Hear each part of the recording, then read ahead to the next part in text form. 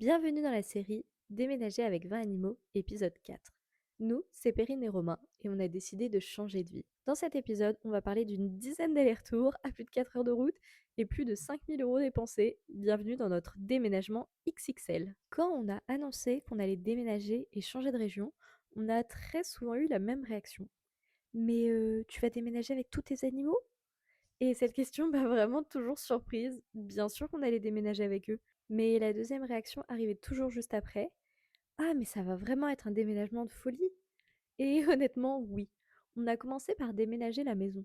Comme notre maison était vendue avant qu'on ait les clés de la nouvelle, on a fait appel à des déménageurs professionnels qui pouvaient garder nos meubles le temps de la transition.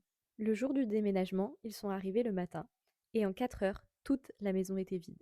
Tout démonté, tout emballé et tout chargé dans le camion. Pour le déménagement de la maison, il faut compter un peu moins de 4 000 €. Nos affaires étaient dans le camion de déménagement. Romain était déjà dans la nouvelle région pour son travail. Et moi, j'étais chez ma maman avec les animaux. Heureusement, les propriétaires de la ferme ont accepté de nous donner les clés en avance, avant la signature officielle. Ça nous a permis de faire venir les déménageurs et de déposer toutes nos affaires dans la nouvelle maison sans trop attendre. Puis, il y a eu la vente officielle, et il y avait aussi un gros détail à régler avant d'emménager, le terrain n'était pas clôturé. Donc juste avant l'arrivée des animaux, mon oncle et ma tante ont terminé de clôturer la partie jardin pour accueillir les petits animaux de ferme, et moi je suis venue un week-end avec tout mon matériel de clôture amovible pour préparer le paddock pour les équidés.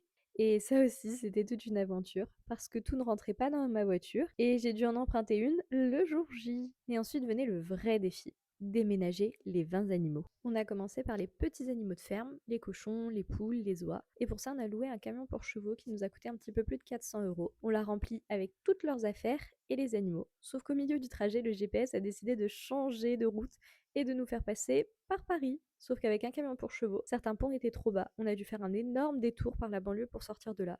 Résultat, au lieu de 4 heures de route, on a mis 6 h 30.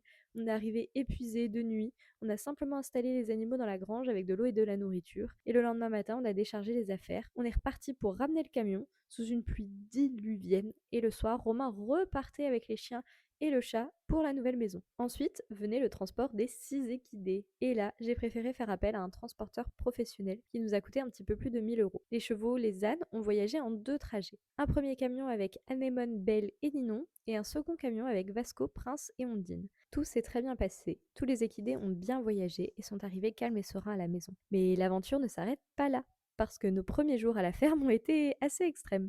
On a littéralement enchaîné 2 tempêtes d'affilée. Et ça, je vous le raconte dans l'épisode 5, le dernier épisode de la série.